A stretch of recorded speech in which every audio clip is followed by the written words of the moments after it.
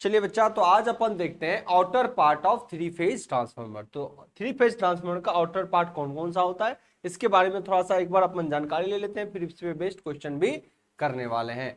तो सबसे पहले outer part of three phase transformer. Outer part of three phase transformer में क्या क्या है बच्चा, अगर आप यहाँ पे देखोगे आउटर पार्ट के अंदर आपको क्या क्या दिखेगा। सर आउटर पार्ट के अंदर जो मेन पार्ट है उनकी चर्चा करें तो सबसे पहले कंजर्वेटर, अभी हम इमेज में सबको दिखाएंगे। उसके बाद बकहोज रिले जो अप टू 500 केवीए ट्रांसफार्मर या उससे ज्यादा पर ही अपन इंप्लीमेंट करते हैं, उससे छोटे ट्रांसफार्मर के लिए नहीं यूज होता। ट्रांसफार्मर यूज होता है ब्रीदर, हम ब्रीदर की बात करेंगे। बुशिंग होता है, बुशिंग की चर्चा करेंगे। एमओजी की बात होती है, मैग्नेटिक ऑयल गैस की बात होती है, गैस की बात होती है, उस पर चर्चा करेंगे। और ट्रांसफार्मर ऑयल की बात करेंगे, रेडिएटर की बात करेंगे, चाहे तो आप पंखे की भी बात कर लो, है ना। तो ये है सभी हमारे क्या outer part of transformer, three phase transformer का आउटर पार्ट। आइए एक बार और ध्यान रख लीजिए, हालांकि ट्रांसफार्मर में मिनरल ऑयल भी होते हैं और इसी ऑयल का जो नेक्स्ट एक नाम है, उस नाम को अगर देखे बच्चा तो आप लोग यहां देख सकते हो, ट्रांसफार्मर का नाम है हाइड्रोट्रीटेड लाइट, हाइड्रोट्रीटेड लाइट नेफ्थनिक डिस्टिलेशन। ओके, तो ये आपका क्या है बच्चा, नाम है जो ऑयल का इस्तेमाल करते हैं। आप इस ऑयल को इस नाम से भी जानते हैं, ठीक है। तो ट्रांसफार्मर ऑयल का जो नाम है बच्चा, ये आप ध्यान रख सकते हो, अदरवाइज मिनरल ऑयल भी बोलते हैं, ठीक है। चलिए, अब ये जो जितने पार्ट्स में बोला एक ट्रांसफार्मर के अंदर कहां कहां आपको दिखेगा, आइए बच्चा हम यहां पे बात कर रहे हैं एक ट्रांसफार्मर के अंदर। अगर इस ट्रांसफार्मर की मैं बात करूं बच्चा, तो ट्रांसफार्मर का ये है मेन टैंक, ट्रांसफार्मर का ये क्या बच्चा, मेन टैंक। इसके अंदर हमारे कोर और वाइंडिंग्स होते हैं। इस ट्रांसफार्मर के अंदर क्या है, कोर भी है और उस कोर पे वाइंडिंग्स भी है। अब इसी के अंदर बच्चा क्या भरा है, हमारा ऑयल भरा है। इसी के अंदर क्या भरा है, ऑयल भरा है। ये ऑयल लगभग फुल होता है, 100% भरे होते हैं इस टैंक के अंदर।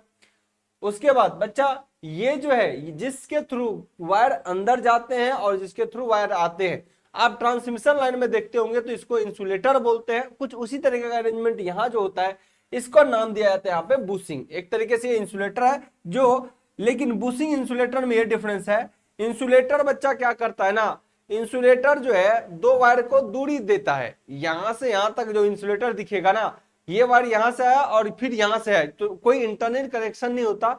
अगर आपको कनेक्ट करना है तो नीचे से वायर देके कनेक्ट करते हैं, है कि नहीं। उससे क्या होता है, ग्राउंडिंग से हम बच जाते हैं। लेकिन बुशिंग के अंदर क्या होता है बच्चा, जो मेन वायर आता है इसके अंदर अंदर ही तार जाते हैं और इस तरीके से अंदर जाके वाइंडिंग्स होते हैं। तो बुशिंग और इंसुलेटर में ये डिफरेंस है। ओके, चलिए बच्चा, तो बुशिंग इस तरीके से। अब बुशिंग भी तीन आपको बड़े दिख रहे हैं बुशिंग और तीन छोटे दिख रहे हैं। तो तीन बड़े और तीन छोटे बुशिंग का मतलब यहाँ पे ये है, हाई टेंशन वोल्टेज वाला जो होता है बच्चा, वो बड़े बुशिंग दिखेंगे जिसमें हायर वोल्टेज होगा, इंसुलेशन को आपको ज्यादा चाहिए तो आपको वहां पर हायर हाइट का दिखेगा। जो छोटा होगा यानी लोअर पोटेंशियल का बुशिंग होगा। क्लियर। चलिए चलिए बच्चा, अब नेक्स्ट मैं यहाँ पे बात करूं, इस ट्रांसफार्मर से जब आप जाओगे तो इसके साथ एक ट्यूब लगे होंगे और इस ट्यूब के साथ यहाँ मेनली जुड़ा होता है, दैट इज कॉल्ड कंजर्वेटर। इसको क्या बोलते हैं, कंजर्वेटर। और इस कंजर्वेटर के अंदर बच्चा जो ऑयल होता है वो कितने परसेंट होते हैं, 50%। के बाद आपके एग्जाम में पूछता है कि कंजर्वेटर के अंदर जो ऑयल जो होता है वो लगभग कितना परसेंट होता है बच्चा, 50% होता है। कितना परसेंट, 50%। ठीक है। चलिए नेक्स्ट अगर बात करूं बच्चा, यहाँ पे इस कंजर्वेटर और मेन टैंक के बीच क्या लगा होता है, बकहोज रिले।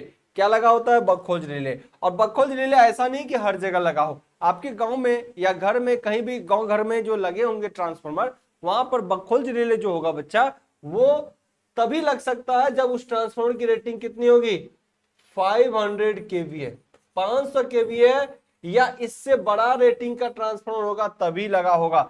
इसका मतलब हर ट्रांसफार्मर में बकहोज रिले हम नहीं इस्तेमाल करते। क्लियर।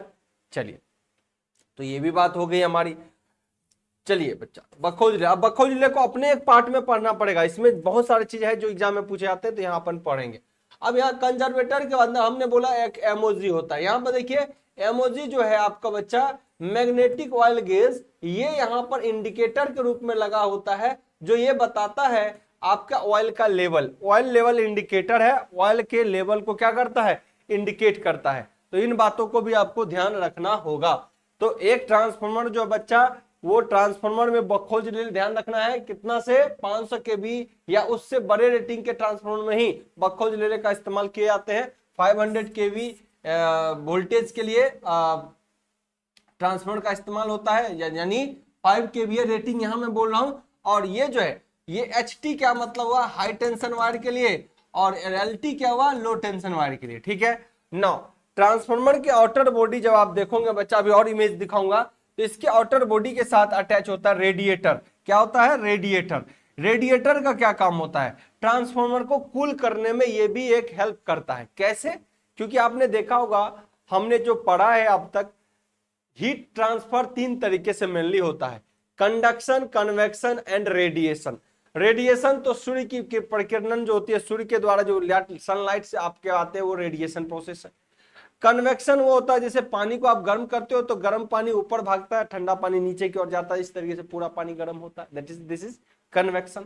कन्वेक्शन का एक और तरीका बच्चा, जैसे कि आपके घर के में वेंटिलेटर भी है और विंडो भी है, तो विंडो से हवा आता है और गर्म हवा ऊपर होके वेंटिलेटर से जाता है, इसलिए घर में वेंटिलेटर बहुत जरूरी है, दिया ही जाता है। आप सब घर में देखोगे आज के मॉडर्न घर पे, जहां कोई बिना मिस्त्री या बिना टेक्निक का इस्तेमाल करता है, तो पूरे घरे को मतलब कि ईटा से भर देता है ना, वेंटिलेटर देता ही नहीं, तो उसको ये सब टेक्निक नहीं पता। वरना हर घर में वेंटिलेशन दिया जाता है, ताकि खिड़की से जो ठंडा हवा है बाहरी वातावरण का, वो और जो घर में है वो गर्म है रूम के अंदर, वो हीट होके ऊपर जाएगा और वेंटिलेशन से क्या होगा, बाहर निकलेगा। तो ये एक घर को ठंडा रखने का बेहतर प्रोसेस था ना। तो दूसरा प्रोसेस कहलाता है आपका कन्वेक्शन, और तीसरा है कंडक्शन। कंडक्शन क्या होता है, metal to metal, body to body heat का ट्रांसफर होना। जैसे कोई लोहा यहां अगर गर्म कर रहे हैं, तो धीरे धीरे धीरे धीरे ये लोहा यहां तक गर्म होगा, इस प्रोसेस को बोलते हैं कंडक्शन। और इस ट्रांसफार्मर के अंदर स्वाभाविक है ठंडा करने का जो प्रोसेस है, ये क्या कहला रहा है, कंडक्शन। तो ये कंडक्शन कैसे प्रोसेस है बच्चा, देखिए ट्रांसफार्मर के वाइंडिंग में क्या जा रहा है, धारा। धारा जब जा रहा है तो यहाँ पे कैसे हीट होगा, I²R×T। जैसे जैसे समय बढ़ेगा ये वाइंडिंग गर्म होता जाएगा, वाइंडिंग गर्म होगा, इसका कोर भी गर्म होगा, इसमें जो ऑयल है वो भी गर्म होगा, ओवरऑल ट्रांसफार्मर काफी हीट होगा। ऑयल से अटैच है ट्रांसफार्मर का बॉडी, ट्रांसफार्मर का बॉडी भी हीट होगा। अब इसको ठंडा कैसे करें, तो यहां से क्या करते हैं ना, एक लोहा को अटैच रखते हैं और पतले पतले पत्तियां को कुछ इस तरीके से दे देते हैं। अब ये क्या होगा, पतले पतले पत्तियां में क्या होगा, एयर का जो बाहरी हवा का वातावरण का जो हवा होगा वो इसको कूल करता जाएगा।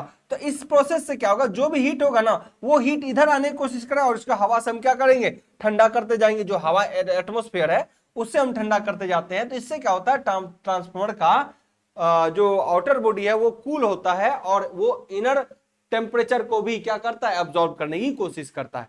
और ज्यादा कोई बड़ा ट्रांसफार्मर है जो ज्यादा हीट हो रहा होगा, ज्यादा करंट रेटिंग का ट्रांसफार्मर हो रहा होगा बच्चा, तो हम क्या करेंगे, बड़े बड़े पंखे लगा देंगे, क्या करेंगे, बड़े बड़े फैन लगा देंगे, ताकि ये रेडिएटर को लगातार हवा दे। मान लो कभी क्या होगा, बाहरी वातावरण में हवा चल ही ना रहा हो, कूल हवा ना हो, गर्मी हवा खाली चल रहा हो, तो ऐसी स्थिति में भी बाहरी बॉडी तो क्या होगा, ठंडा रहेगा, है ना, अंदर के गर्म के तुलना में। तो पंखा के द्वारा हम इस पे क्या करते हैं, हवा देंगे बहुत ज्यादा, और ये कंडक्शन प्रोसेस से हीट को क्या करेगा, रिलीज करेगा। तो इसी को क्या बोलते हैं, रेडिएटर। रेडिएटर क्या करता है, हीट को एब्जॉर्ब करता है, ट्रांसफार्मर के हीट को एब्जॉर्ब करता है। क्लियर, चलिए नाउ अगेन, तो हमने बुशिंग में देख लिया बच्चा। अब यहाँ पे उसके बाद कंजर्वेटर के बाद हमने आपको बताया था सिलिका जेल या फिर ब्रेदर वगैरह की बात किया था हमने। तो यहां पर देखिए ये क्या है, ये आपका ब्रीदर है। ब्रीदर मतलब श्वसन प्रक्रिया करने वाला। ट्रांसफार्मर के अंदर जब गर्म बहुत ज्यादा होता है तो ये हीट रिलीज, जब बहुत ज्यादा गर्म होगा तो ऑयल है भाई, ऑयल कुछ ना कुछ वाष्पित होगा, ये एक गैस रिलीज करता है। तो गैस जब रिलीज करता है तो इसी ट्यूब के थ्रू ये गैस निकलता है। गैस रिलीज यानी बहुत ज्यादा गर्म, अगर मान लो थोड़ा बहुत गर्म हो रहा है तो थोड़ा थोड़ा गैस रिलीज होगा। एक लिमिट तक अगर गर्म हो रहा है तो कहीं कोई समस्या नहीं, लेकिन एक लिमिट से ज्यादा होने लगा तो गैस निकलने लगा। गैस निकलने लगा तो इसको दो, इसके अंदर जो होता है फ्लोटिंग होती है मरकरी का, वो हम बताएंगे बखो जिले के अंदर। तो पहला फ्लोट, अगर बहुत ज्यादा प्रेशर नहीं है तो छोटे प्रेशर या एक लिमिट से ज्यादा प्रेशर के अंदर एक फ्लोटिंग अगर हिट स्ट्राइक करता है, ऐसी कंडीशन में आपको बजर बजता है, ट्रांसफार्मर क्या हो टाइप का बजर बजेगा। क्लियर ना। और ये गैस जो है आगे इस होते हुए कंजर्वेटर के होते हुए आगे यहां से निकलता है, ठीक है। अब ये जब सांस आपने छोड़ा फिर लोगे भी, तो सांस छोड़ने और लेने की प्रक्रिया लगातार, ऐसा थोड़ी खाली गैस निकलते रहेगा, लेगा नहीं एयर, लेगा। तो ये प्रोसेस से क्या होता है, यहां से आपका ब्रीदर में लगे दिए जाते हैं सिलिका जेल, ताकि ये पता चले, ये हो कि यहां से जो ऑक्सीजन ये ले, मतलब ये हवा जो ले एटमॉस्फेयर से, ये ऐसा नहीं है कि ऑक्सीजन लेगा, हवा लेगा, उसमें जो भी हो, ऑक्सीजन हो, नाइट्रोजन हो, जो भी हो, ये लेगा। तो ऐसी स्थिति में बच्चा आप ये जान लो कि यहां से जो एयर खींचेगा उसमें नमी नहीं होना चाहिए। अगर मॉइस्चर होगा तो फिर आगे वाइंडिंग्स पे इफेक्ट पड़ेंगे, इंसुलेशन डैमेज होने का खतरा रहेगा, क्योंकि हम जो ऑयल यूज करते हैं वो हाई डाइलेक्ट्रिक स्ट्रेंथ रखता है, यानी इस ट्रांसफार्मर के कंडक्टर और इस बॉडी के साथ क्या हो, करंट का लीकेज ना हो, इसके लिए डाइलेक्ट्रिक स्ट्रेंथ एक अच्छा प्रोवाइड करता है कौन, ऑयल। तो इसके लिए ऑयल में नमी नहीं आना चाहिए, तो इसीलिए ऑयल में जब नमी नहीं आना चाहिए तो यहां पे रखते हैं सिलिका जेल। सिलिका जेल क्या करता है, उस एयर के मॉइस्चर को खत्म करने का कोई काम करता है, और तब ये एक बार अगर यहां से एयर गया तो दूसरी बार एयर को लिया, यहां से एक बार गया तो एक बार यहां से लिया। ये प्रोसेस ट्रांसफार्मर के अंदर चलते रहता है जब ये हिट होना शुरू करता है। तो अगर नॉर्मल कंडीशन में तो बजर बजा, लेकिन यही ट्रांसफार्मर लगातार बहुत लोड, ओवरलोड पे काम करना शुरू कर देगा, अब इसके वाइंडिंग और हिट होना शुरू करेगा, इसके वाइंडिंग और हिट होगा, तो फटाफट फटाफट गैस को क्या करेगा, रिलीज करेगा और मेन सिग्नल ट्रिप करवाएगा, रिले पर के सेकेंड फ्लोटिंग को हिट करता है ज्यादा जोर से। ऐसी स्थिति में वो क्या करेगा, रिले सिग्नल भेजता है सर्किट ब्रेकर को, और ट्रांसफार्मर को आने वाला सप्लाई को क्या करता है, खल्लास, खत्म कर देता है। ऐसी स्थिति में ट्रांसफार्मर क्या हो गया, सेफ हो गया। वाइंडिंग बिना जले ये क्या कर देता है, आपके ट्रांसफार्मर को सेफ रखता है। इसीलिए चूंकि ये ट्रांसफार्मर में ये जो है बखोज रिले गैस से ऑपरेट होता है, इसीलिए बखोज रिले को गैस एक्चुएटेड रिले भी बोलते हैं। क्या बोलते हैं, गैस एक्चुएटेड रिले भी बोलते हैं। इन बातों को बच्चा आप लोग ध्यान रखिएगा, ठीक है। और ये इस तरीके से जा रहा है और आगे के प्रोसेस को कंप्लीट कर रहा है, ठीक है। तो कंजर्वेटर के थ्रू यहां पे आया। अब बहुत बच्चे को मन में होगा, सर सिलिका जेल के बारे में बताइए, ये ब्लू कब होता है, पिंक कब हो जाता है ना। तो आज ब्लू और पिंक का कॉम्बिनेशन हमने ऑलरेडी पहन रखा है, समझे। तो इसीलिए खासकर कि देखिए ये ब्लू कब होगा और आपका पिंक कब होगा, जब बच्चा आपका ये बहुत अच्छे अवस्था में होगा, जब ये क्या होगा, बहुत अच्छे अवस्था में होगा, यानी सिलिका जेल अभी नमी एब्जॉर्ब नहीं किया है, फटाफट एयर को पास करने दे रहा है, ऐसी स्थिति में इसका कलर ब्लू होगा। कैसा कलर होगा, ब्लू कलर होगा। तो ब्लू कलर एक बेस्ट सिलिका जेल के कंडीशन को माना जाता है जब ये यहां पर ब्रीदर के अंदर होता है। लेकिन जब ये धीरे धीरे नमी को चूसते रहेगा, यानी फ्रेश एयर अंदर देते रहेगा, नमी को चूस लेगा रास्ते में यहां पर, ऐसी स्थिति में सिलिका जेल का कलर कैसा हो जाएगा, पिंक। कैसा हो जाएगा, पिंक। और जब ये पिंक होना शुरू करेगा तो समझिए सिलिका जेल खराब हो रहा है, यानी मॉइस्चर को अब बहुत ज्यादा एब्जॉर्ब कर लिया, अब ये धीरे धीरे मॉइस्चर को एब्जॉर्ब करना बंद कर देगा और मॉइस्चर अंदर भाग जाएगा, तो उसको रिप्लेस करने की जरूरत होगी। सिलिका जेल क्या करना होगा आपको, उस सिलिका को, यानी यहाँ पे जो पिंक कलर का हो गया उसको रिप्लेस करना बहुत जरूरी है, यानी मेंटेनेंस करनी होगी आपको, ठीक है। चलिए बच्चा, तो दिस इज द मेथड। आपसे कई बार एग्जाम में पूछता है कि सिलिका जेल का कलर अगर ब्लू हो तो क्या है, एक बढ़िया सिलिका जेल है, लेकिन अगर उसका कलर पिंक हो गया तो ये खराब सिलिका जेल है, उसको रिप्लेस करने की जरूरत है। अब इसको याद कैसे रखें, अब ब्लू और पिंक बच्चा को याद रहता है, अब कौन खराब कौन बढ़िया, ये गड़बड़ है। तो देखिए सिंपल सा बात है, अगर एटमॉस्फेयर ब्लू ब्लू दिखाई दे, हमारे वातावरण ब्लू ब्लू यानी एनवायरमेंट अगर ब्लू दिखे, स्काई ब्लू दिखे तो बहुत बढ़िया टेम्परेचर बोलते हैं, दिन बढ़िया है। क्या बोलते हैं, स्काई ब्लू हो तो क्या हो, दिन बढ़िया है। लेकिन स्काई अगर रेड हो जाए, पिंक हो जाए, तो समझो आंधी तूफान वाली सिचुएशन बन जाएगी। तो रेड एक डेंजर सिग्नल का क्या है, नोटिफिकेशन है जी भाई, कि रेड कलर अगर है या पिंक, हालांकि पिंक है पर रेड के कॉम्बिनेशन में आपको दिखता है लगभग, तो आप ये जानो रेड जोन हो गया, रेड हो गया तो भाई मामला क्या है, खराब है। ब्लू है तो आसमान क्या है, बहुत बढ़िया है। अगर रेड हो रहा है, आसमान लाल हो रहा है, तो कहीं ना कहीं बादल गरजेगा, बिजली चमकेगा, ये स्थिति आती है तो समझिए डेंजरस साइन को रिप्रेजेंट करता है। तो हमेशा के लिए याद रहेगा कि नहीं, पिंक या लाल हो जाना एक डेंजर साइन को दिखाता है, इसलिए भाई इसको रिप्लेस करिए। और ब्लू है तो आज है आसमान ब्लू है, क्या है आज ब्लू है, पानी पानी, मतलब लोग एंजॉय कर रहा है कि नहीं। चलिए आई होप सो क्लियर होगा सभी चीजें। तो इस तरीके से चीजों को आप देखेंगे यहाँ पे। ठीक है बच्चा, तो मुझे उम्मीद है। और यहां पर भी थोड़े से ऑयल के लेवल्स डाले जाते हैं ताकि फिल्टरिंग प्रॉपर वे में हो पाए। तो उम्मीद है कि ये आउटर पार्ट के बारे में सभी चीज आप लोगों ने डिस्कस किया, और इसको लेके हम थोड़ा अब सबके डिटेलिंग को यहाँ पे लेते जाएंगे और इसमें चीजों को करते जाएंगे। ऐप वाले बच्चा किसी को कोई समस्या है तो बताइए। जो भी बच्चा ऐप में अभी डिस्कस कर रहा है, इसमें किसी को भी कोई समस्या है एप्लीकेशन के अंदर तो बताएं, वरना कमेंट करिए, वरना आगे बढ़ता हूं, है ना। चलिए, सभी बच्चे एकदम लगातार जुड़े रहेंगे इंजीनियर्स प्लेटफॉर्म के ऐप पे, ठीक है ना। लगातार आपको कंटेंट एक से एक बढ़ के कंटेंट यहाँ पे मिलता रहेगा, ठीक है ना। फटाफट बताएं यहाँ पे किसी बच्चा को कोई समस्या या फिर आगे बढ़े, किसी बच्चा को कोई समस्या या फिर आगे बढ़े। कमेंट करें, फास्ट फास्ट कमेंट करें।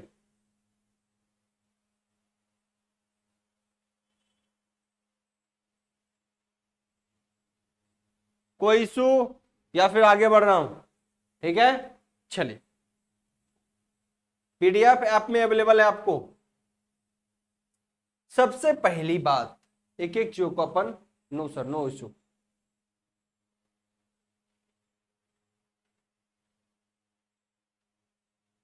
क्लियर, यहां तक किसी को कोई समस्या नहीं। आइए बच्चा, कंजर्वेटर, कंजर्वेटर किसको बोला था हमने, ये रहा कंजर्वेटर, ठीक है। 50% ऑयल जहां पे डाला जाता है।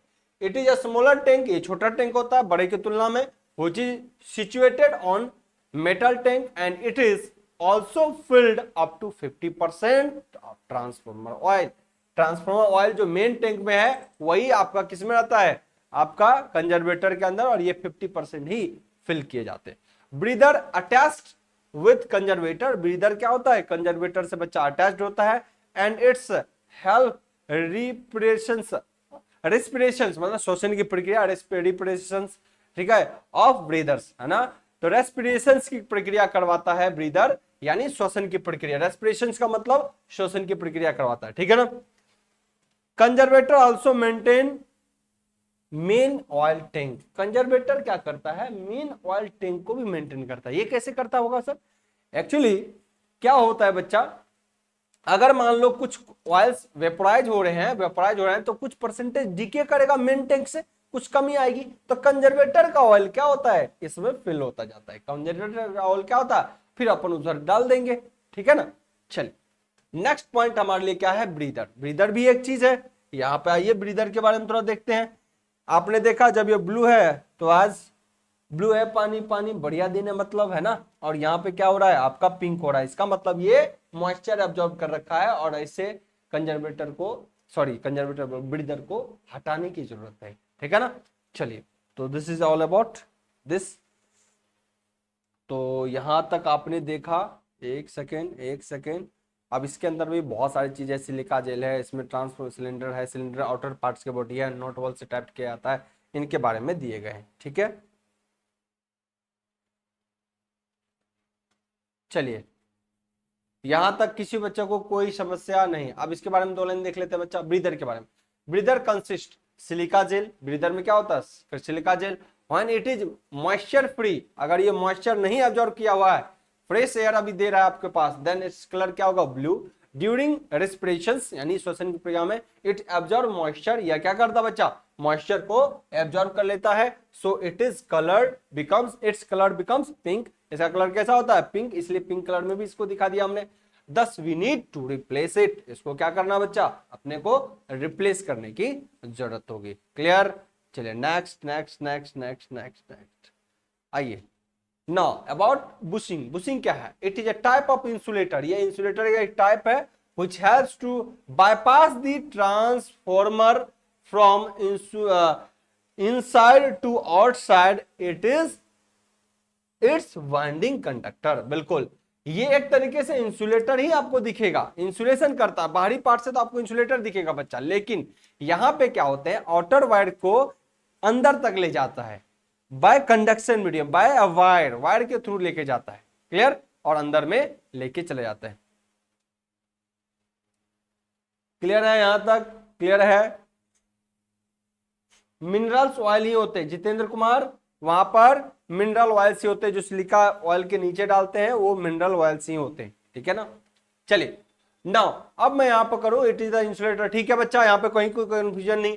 Now MOG magnetic oil gauge क्या है? It is a device which connected with conservator. यह एक डिवाइस होता है बच्चा जो हमने दिखाया था आपको, यहाँ पे एक आप देखोगे ना इसके कंपास टाइप का आपको दिखेगा, सुई वगैरह होते हैं इसमें, सुई मतलब इंडिकेटर होता है पॉइंट, है ना। तो it is a device which connected with conservator and deduct the level of oil. जो इस तेल के लेवल को क्या करता है? डिटेक्ट करते रहता है। मान लो इसका तेल कैसे घटेगा, क्योंकि ये गर्म भी नहीं हो रहा, क्योंकि मेन टैंक जो गर्म होता है तो ये जल देगा, कुछ तेल क्या होता है? जलता है।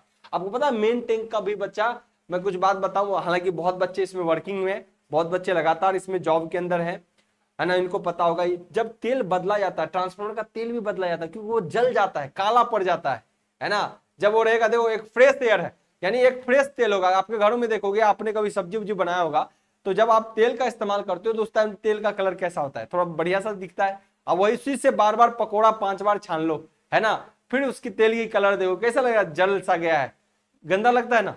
इसका मतलब इस ट्रांसफार्मर के ऑयल के साथ भी ये होता है, इसको एक रेगुलर मेंटेनेंस की जरूरत होती है, इस टैंक को बदला जाता है। तो इसमें भी होते हैं इनलेट आउटलेट, हालांकि अभी इसको इस आगे दिखेगा आपको इमेज, आपको इनलेट, ट्रांसफार्मर में इनलेट आउटलेट होता है। आउटलेट नीचे से रहेगा, जहां से सारे ऑयल को निकाल लिए जाएंगे, सप्लाई बंद करके सारे ऑयल को निकाल लिया जाएगा ट्रांसफार्मर का, है ना, और फिर उसको बंद करके नीचे वाला, ऊपर वाला और इनलेट में हम मेन ऑयल डाल देते हैं, ठीक है ना। तो ट्रांसफार्मर जलता है, ट्रांसफार्मर का वाइंडिंग क्या होता है? वाइंडिंग नहीं, इसका ऑयल भी जलता है बच्चा, तो उसको रिप्लेस करने की जरूरत होता है। और भी एक बात रही कि सर कंजर्वेटर के अंदर ऑयल क्यों घटता है? मेन टैंक में जब हमने बोला वेपराइज होता है तो तेल कुछ ना कुछ जलता है, जलता है, तो ऐसी स्थिति में वो लेवल गिरता है। जब लेवल गिरता है तो कंजर्वेटर से ही आपको कहां पे मिलता है? ऑयल, मेन टैंक में। तो अब हम गेज के थ्रू अपन ये देख लेते हैं, ऑयल गेज जो है यहाँ पे ये देख लेते हैं कि भाई ऑयल कंजर्वेटर में कितना तेल है। अगर इसमें भी कमी है तो इसके अंदर भी क्या करिए? ऑयल डालिए। ऑयल क्या करना है? डालना है, यानी आपको फुल करना है। कंजर्वेटर में लेवल क्यों कम आ गया? क्योंकि मेन टैंक में कम होगा, तो आपको वहां पे ऑयल डालने की जरूरत है ना। तो डिडक्ट दी ऑयल लेवल, ठीक है। ऐसे कंडीशन में एक चीज और ध्यान रखना, मैग्नेटिक ऑयल गैस के अंदर कपल मैग्नेट इस्तेमाल किए जाते हैं। यानी ये जो गैस कैसे ऑपरेट होता है, वहां पर एक बार कई बार क्वेश्चन आया हुआ था कि जो इसके अंदर जो मैग्नेटिक ऑयल गैस या एमओजी का फुल फॉर्म क्या होता है, कई बार पूछता है। एमओजी यानी मैग्नेटिक ऑयल गैस के अंदर जो होते हैं वो मैग्नेट कैसा होता है? कपल मैग्नेट का इस्तेमाल होता है। इसके अंदर क्या होता है? कपल मैग्नेट, दो मैग्नेट का इस्तेमाल होता है, तभी ये डिटेक्ट करता है, ठीक है। ये तो लोड पर निर्भर करता है, कितने दिन में, दिन पे निर्भर नहीं करता। अब 1 साल तक ट्रांसफार्मर का इस्तेमाल ही ना करो तो कहीं ऑयल बदलेगा? बार बार नहीं बदलेगा। तो आपका यूजेज पे निर्भर करता है बच्चा, यूजेज की कितना दिन यूज हो गया, लगातार कितने रेटिंग पे काम कर रहा है, कितने दिन यूज हो रहे हैं, कितने लोड पे काम कर रहा है, उसके करस्पॉन्डिंग आपको इसको रिप्लेस करना पड़ता है ना। चलिए, यूजेज के आधार पे now why we use transformer oil. Transformer oil की क्या जरूरत है? बहुत ज्यादा जरूरत है जी, है ना। डाइलेक्ट्रिक स्ट्रेंथ इंप्रूव करता है ना। उसके बाद अगर बात करें हम, तो बच्चा क्या करता है? ट्रांसफार्मर में डाइलेक्ट्रिक स्ट्रेंथ के साथ साथ कूलिंग रखने के लिए भी एक फैसिलिटी है हमारे लिए, है ना। ट्रांसफार्मर एब्जॉर्ब हीट, हीट को क्या करता है? एब्जॉर्ब करता है। ट्रांसफार्मर कहां से हीट एब्जॉर्ब करता है? वाइंडिंग, वाइंडिंग में जो होता है वो गर्म होता है, उससे तेल भी गर्म होता है, ट्रांसफार्मर का कोर भी गर्म होता है। And through conduction medium, conduction medium से it maintain cooling to the windings. Conduction medium से ही वाइंडिंग तक कुछ ना कुछ कूलिंग पहुंचता है। यानी कूलिंग क्या पहुंचेगा? जो गर्म होता है इसी को रेडिएटर तक हम क्या करते हैं? ले जाते हैं और वहां पे उसको ठंडा करने का प्रोसेस रखते हैं। It provide high dielectric insulation. ये डाइलेक्ट्रिक इंसुलेशन किस चिड़िया का नाम है? आप समझिए, आपने बच्चा ये देखा होगा कि किसी ट्रांसमिशन लाइन में थोड़ा भी वोल्टेज होता है तो तार का गैप कितना होता है? इतना, इतना, इतना होता है कि नहीं? समझिए, यानी जब दो तार के बीच हवा हो तो हवा का डाइलेक्ट्रिक स्ट्रेंथ तो हम जानते हैं कि 3 kV/mm होता है, या फिर 30 kV/cm होता है। तो हमको पता है कि ये इसका डाइलेक्ट्रिक स्ट्रेंथ जो होता है एयर का, वो कम होगा किसके तुलना में?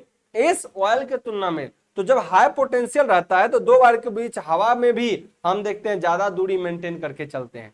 लेकिन ट्रांसफार्मर के अंदर, ट्रांसफार्मर का बॉडी 0 वोल्ट के अंदर है और मेन जो जहां पे कोर है वहां पे हायर पोटेंशियल है, ऐसी स्थिति में बहुत दूरी अगर ऑयल ना रखा जाए तो इस वाइंडिंग और ये 0 वोल्ट के बीच लीकेज करंट हो सकता है, स्पार्किंग हो सकता है। तो इस स्पार्किंग को कमजोर करने के लिए पानी, यानी पानी तो नहीं, ऑयल डालते हैं। क्या डालते हैं? ऑयल। और वो ऑयल क्या करता है? हाई डाइलेक्ट्रिक स्ट्रेंथ प्रोवाइड करता है, एक तरीके से रेजिस्टेंस, समझिए रेजिस्टेंस क्रिएट करता है किसके बीच? ट्रांसफार्मर के बॉडी और वाइंडिंग के हायर पोटेंशियल के बीच, ताकि वो लीकेज ना करे, करंट का लीकेज ना हो। क्लियर? इसी को बोलते हैं डाइलेक्ट्रिक स्ट्रेंथ, ठीक है ना। अच्छा, आवाज नहीं आ रही है, एक सेकेंड एक सेकेंड। कुछ बच्चा बोल रहे हैं cooling and insulation dielectric strength के लिए ऑयल का यूज किया जाता है। बिल्कुल, कूलिंग एंड इंसुलेशन। अच्छा, बच्चा बोल रहा है कि हमारी आवाज नहीं आ रही है। एक बार सभी बच्चे क्लियर करेंगे, क्या हमारी आवाज नहीं आ रही? क्या हमारी आवाज आप तक नहीं आ रही? कंफर्म करेंगे।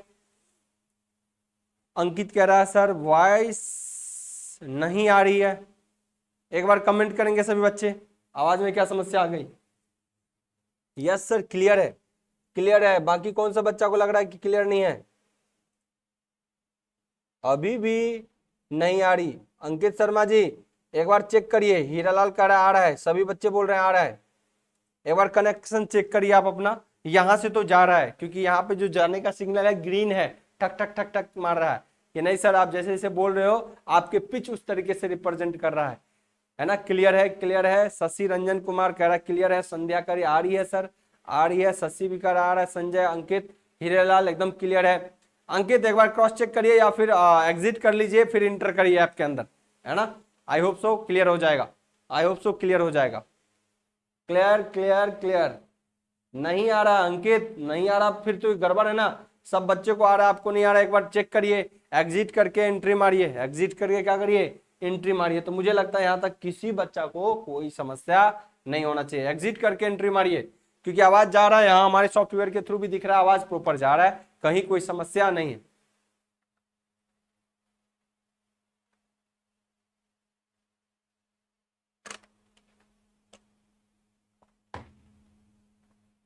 इतने बच्चों में सभी के पास आवाज जा रहा है, तो अंकित आपके पास समस्या है, उसको चेक करिए। ओके आ गया, ओके चलिए। अब बच्चा ये डाइलेक्ट्रिक स्ट्रेंथ को समझा रहा जा गया है कि मान लो एक फिलहाल एक वाइंडिंग ले लिए हैं कोर पर, आई आउटर बॉडी है, ये 10 सेंटीमीटर की दूरी है। अगर मान लो अगर आपने यहां पर ऑयल रख दिया, इसको समझिए, अगर ऑयल नहीं है तो आपको ज्यादा दूरी मेंटेन करना पड़ेगा, ताकि ये 0 वोल्ट ट्रांसफार्मर का बॉडी कितना 0 वोल्ट, और ये हायर पोटेंशियल मान लो 500 के भी है, 50 के भी है, 75 के भी है, 100 के भी है। तो भैया ऐसी स्थिति में आपको एयर से ही स्पार्क कर देगा बॉडी में, यानी एक दूरी के बाद भी एक स्पार्किंग मारेगा। लेकिन जब इसके अंदर ऑयल रखे तो आप सिर्फ 5 सेंटीमीटर का दूरी मेंटेन कर पाते हैं, यानी एयर की तुलना में इस ऑयल का डाइलेक्ट्रिक स्ट्रेंथ दुनिया के आसपास हो जाता है, लगभग डबल से भी कई गुना ज्यादा होता है ना। इन बातों का ध्यान रखिएगा। तो क्योंकि ट्रांसफार्मर की बॉडी को आप करते हैं ग्राउंडिंग 0 वोल्ट में करते हैं, ठीक है ना।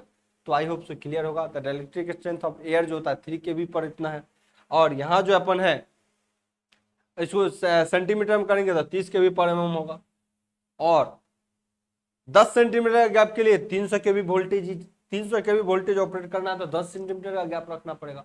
अब भाई 10 सेंटीमीटर का इतना हो गया, और हम 600 kV का ऑपरेट करेंगे तो 20 सेंटीमीटर का गैप रखना पड़ेगा। ऐसे तो ट्रांसफार्मर का साइज बहुत बड़ा हो जाएगा भाई।